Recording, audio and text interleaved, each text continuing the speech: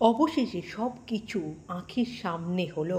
Rebecca মানে আঁখি যখন ছাতাবাড়িতে আসে ইভেন্ট ম্যানেজার সেজে, তখনই তার পরিষ্কার হতে থাকে যে বাবার বলা কথা আর এখানের পরিস্থিতি, তার মধ্যে আকাশ পাতাল তফাৎ।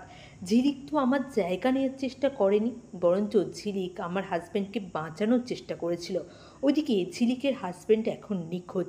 তা সত্ত্বেও ঝিলিক যে দেবার আঁখি সেজে কতটা কষ্ট সহ্য করে এই নাটকটা করে যাচ্ছিল, সেটা কি রেবেকা মানে আঁখি বুঝতে পারবে? তার কি মাথা একটুও কাজ করবে না? নাকি প্রতিশোধের আগুন তার চোখে অন্ধ করে দিয়েছে, সে কিছুই দেখতে পাচ্ছে না? তার মনের মধ্যে এখন একটা স্ফুলিঙ্গ জ্বলছে, সেটা হচ্ছে ঝিলিকের কাছ থেকে সব কিছু কেড়ে নিতে হবে।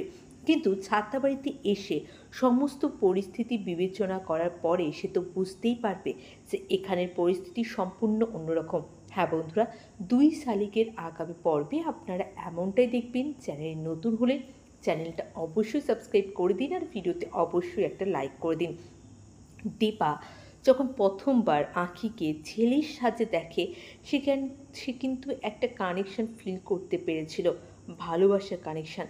তার মনে হয়েছিল যে আমার আঁখি মনে হচ্ছে না, যে আমার আঁখি আমার খুব কাছে আছে। আর ওইদিকে ঝিলিক সব হারাসে, নিজের স্বামীকে হারিয়েছে, নিজের বোনকে হারিয়েছে, আর এখন নিজের বন্ধুকেও হারালো।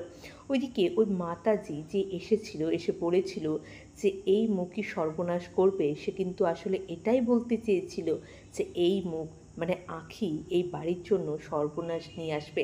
হ্যাঁ বন্ধুরা, দুই শালিকের সমস্ত পর্বের সমস্ত আপডেট সবার আগে পেতে আমার চ্যানেলটি ফলো করুন। অনেক ধন্যবাদ সকলকে।